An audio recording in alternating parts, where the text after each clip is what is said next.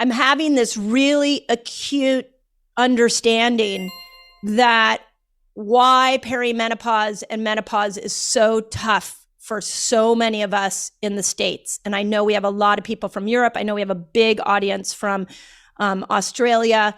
And I know everybody's pace is a little different. But the pace here in the United States is stupid fast. And I, in my 40s, was a stress monger.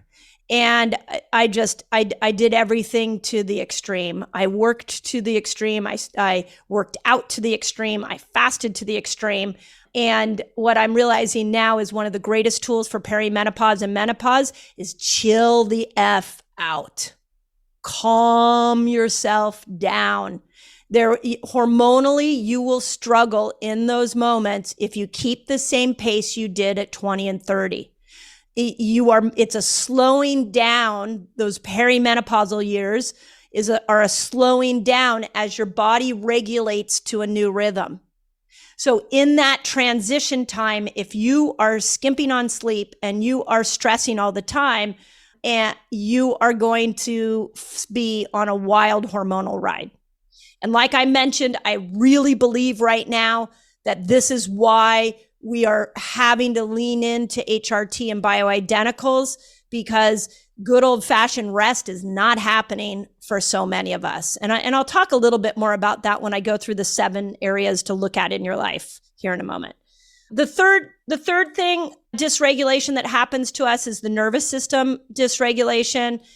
And I will tell you that I am a huge fan of Stephen Porges's polyvagal theory, because when I learned that, I was like, oh my God, this explains every teenager in my practice. And I had a family practice where we talked a ton about lifestyle. I mean, that has been my jam for years and years and years. And we did everything in my practice, from nutrition to detox to fasting to biohacking, oxygen, chiropractic, massage, like you name it, we brought it in to support families in living a healthy lifestyle. And when I learned the polyvagal theory, I was so excited about it. I literally pulled out a roll of white butcher paper, and I sat down and I drew out, and I'm not a good artist, although I'd like to change that. I'm going to work on not telling myself that over and over. I'm learning to become a good artist, and I'm at the beginning, but I mapped it all out and showed what happens when we are in a constant state or fight or flight. What the polyvagal theory says is, it says from at that point, if we don't relax, we move into the freeze state. And it's a whole new nervous system that's been created in humanity that is where we just tip out of fight or flight and we go into a locked freeze nervous system. This is where I was in June when I walked into my local airport and my hand was shaking. That inability to relax, that the nervous system on overload, that was like a real common sign. The other common sign is I was having in June lots of nausea. That's another physical sign that the body has tipped into this freeze nervous state. But what's so interesting about the freeze nervous system is that you start to withdraw. You withdraw, you numb yourself with alcohol, drugs, social media, whatever your flavor is, Netflix series, whatever it is. And you go into a withdrawn, numbing state. And so I was so blown away by the symptoms of the freeze nervous system back in my practice that I drew it all out and I put it on the wall. And I can't tell you the number of parents of teenagers that came up to me in my practice and they're like, this is my son, this is my daughter. And I'm like, I know, we've got to come up with a collective way to help these kids. But when you're a junior in college trying to get into a good school, there's no room for a balanced nervous system. We are a country of, at least here in America, and it may be the same in other parts, we're a country of a dysregulated nervous system that has put the whole world in freeze mode. And this was before the pandemic. So one way your nervous system is in a state of dysregulation is when you cannot relax, when you are shaking, when you are nauseous, when you can't think straight, when you can't sleep. when you are just on edge all the time. When your heart palpitations, that was another common thing. I was like, I could feel my heart pounding so hard. And I was sort of watching myself and going, are you really going to do this? Are you going to continue this pace and teach that the women, they need rest? Or are you going to actually take your own advice?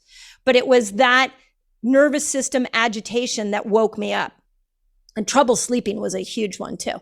The last dysregulation I think that happens to us is an emotional dysregulation. And I think there's a lot of pieces to this emotional dysregulation. For me, it was, I just was reacting to stress in a really horrible way. And you can ask my loved ones. It was like anything that was a little stress was a big deal to my brain. And what happens in emotional dysregulation is you're locked in your amygdala and you're not in your prefrontal cortex. Now, we've talked about this on some of the coffee chats. We've talked about it on some of the fat burner reset calls. But when you're locked in your amygdala and you're seeing life from your amygdala, everything looks like a threat, because the job of the amygdala is to make sure that you don't get injured. So if we use me in June and July, I was like, who's coming at me next? What appointment do I have next? You know, when you travel, I think one of the challenges with travel is you have to be on a tight time frame. You got to get to the airport at a certain time. You got to get to the car. You got to get to the hotel, and then you add a speaking engagement into that. And it's like everything is on this time frame. And so with emotional dysregulation, we're not able to filter stress in a healthy way. We also start misinterpreting what everybody is saying, and we take things very personal. And emotional dysregulation could look like anxiety, or it could look like depression, or it could look like you bounce back and forth from those two things. And last summer, that was really me. That was absolutely where I was. I would have days of like, I'd sit down, I'd be like, I feel like something horrible is going to happen. I feel like I'm missing. It was like I forgot something. What did I forget? And then I had to remind myself, oh, it's because I've been constantly going, what's next, what's next, what's next. And I have a day where I don't have any what's next, but the brain was stuck in the amygdala telling me what's next, what's next, what's next. It is the crazy experience. If any of you have experienced that, where you finally get a slow, and you're like, okay, I have a day off. And the brain is constantly telling you, get up, go do something. And you're like, oh, God. It's like, I went into my therapist one day and I was like, can you just turn this thing off? I just need it to can we turn it down? Because it was just, I even hired a meditation expert. I'm like, teach me. I need to know how to turn this thing down. So that was my emotional dysregulation. And I think we all have different versions of them.